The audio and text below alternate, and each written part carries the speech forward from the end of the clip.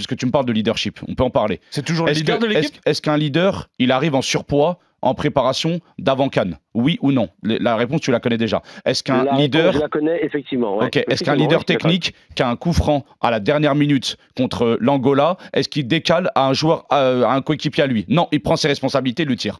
Donc voilà, tu as les deux réponses. Donc moi, je suis désolé, tu as un brassard. Ok, il a 32 ans, bon, on peut encore jouer, même on voit des joueurs encore à 35 ans en train de jouer, mais il sort d'une saison en Arabie Saoudite quand même.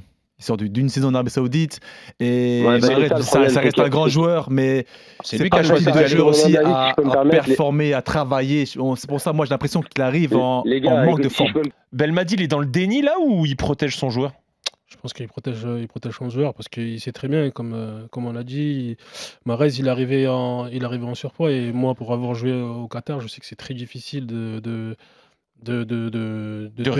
rester bien physiquement parce que tu prends vite des kilos, parce que tu t'entraînes le soir, tu manges tard, tu dors tard, tu te réveilles tard. Donc, les staffs sont pas les mêmes, j'imagine. C'est pas les mêmes. Bon, après, en Arabie Saoudite, c'est plus professionnel qu'au Qatar. Ouais.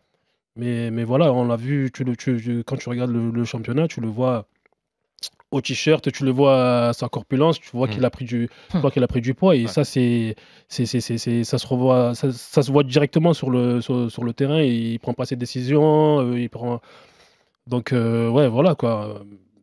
C'est juste que c'est pas le Mahrez de voilà, tu respectes ton pays, tu viens pas tu respectes ton pays, tu viens pas avec une bidoche juste avant une compétition qui est super importante au vu du contexte algérien où tu sais que tu restes sur 2 échecs consécutifs, un échec à la CAN, un échec à la qualification au mondial qui a beaucoup vraiment fait mal les supporters algériens. Oui, tu passes en Arabie Saoudite, mais tu peux t'entretenir physiquement. Et on en parle de son double menton. Oui, mais c'est ça, double menton, bidoche. C'est ça.